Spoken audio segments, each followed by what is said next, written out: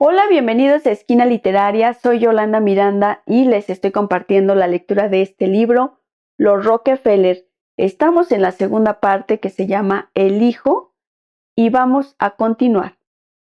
Tras el decreto de disolución, el imperio del Standard Oil había sido desmembrado con mano de artífice, dividido para facilitar la libertad de competencia, pero dividido de tal manera, filiales eran complementarias sin hacerse la competencia y los directores conservaban una lealtad fundamental al antiguo régimen centralista, fidelidad que se estimulaba por medio de deferencias económicas.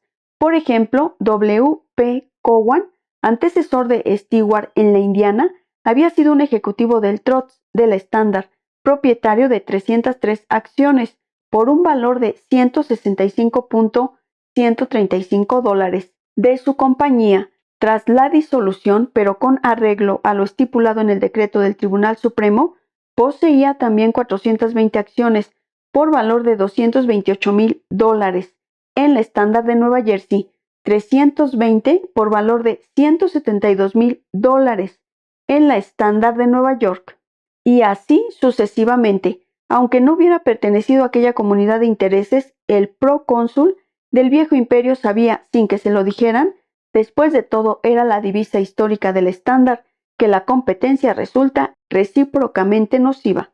En la década de los 20, algunos de la vieja guardia del Standard estaban ya jubilados, habían fallecido o en otros casos habían sido relevados por una segunda generación de menor lealtad personal hacia la familia Rockefeller y el antiguo Trust.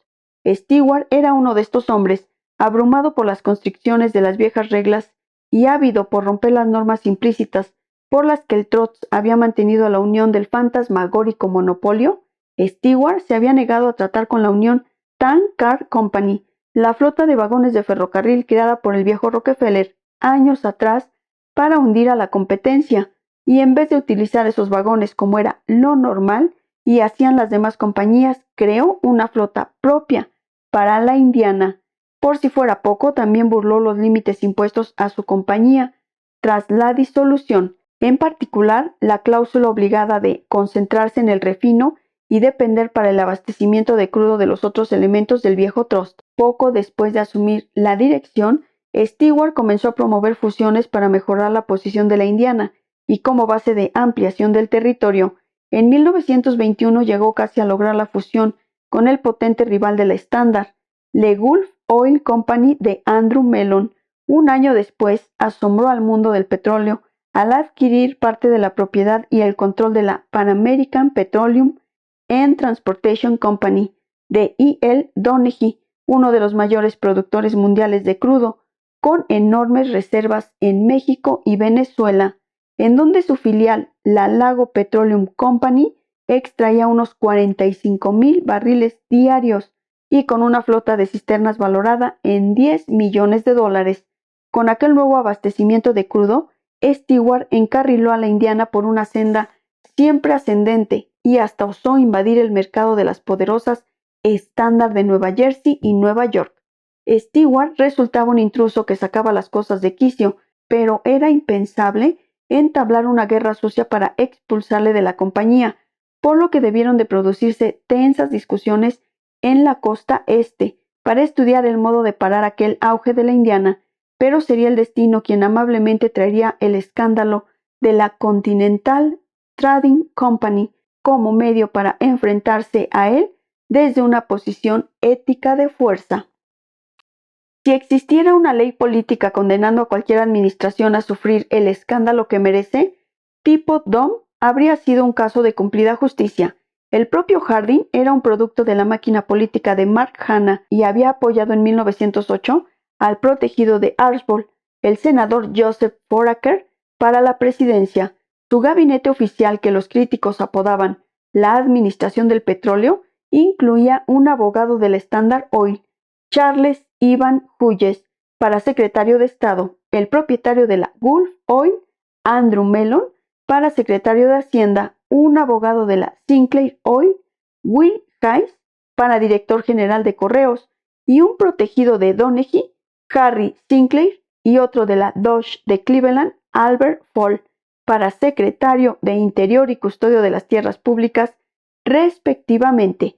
Fue la aceptación de un soborno de Fall por parte de la Harry Sinclair a cambio de una cesión de reservas de petróleo de la Marina en Tipo Dome, Wyoming, lo que desencadenó el escándalo. La implicación de Stewart se produjo el 17 de noviembre de 1921, cuando un reducido grupo se congregó en el Hotel Vanderbilt de Nueva York. Además de Sinclair, Stewart y los presidentes de la Midwest Oil Company, subsidiaria del Standard de Indiana, y de la Prairie Oil and Gas, perteneciente al viejo trust, estaba A. E. Humphreys, un prospector autónomo que se había enriquecido en los fabulosos campos petrolíferos de Mesia, en Texas.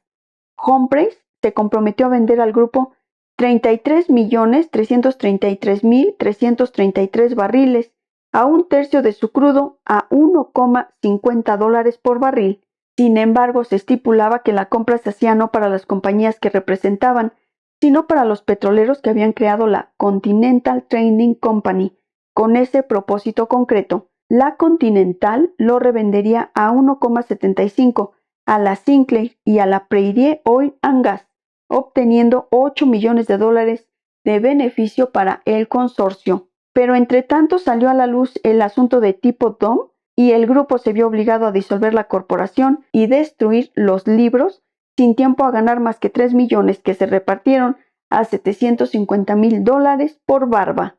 Tal como estaba planeado el asunto, la Continental Trading nunca habría saltado a la palestra si Harry Sinclair no hubiese destinado parte de su tajada al soborno del secretario Fall. Pero el desliz ya estaba cometido y el coronel Bob Stewart se vio envuelto en la vorágine del escándalo nacional.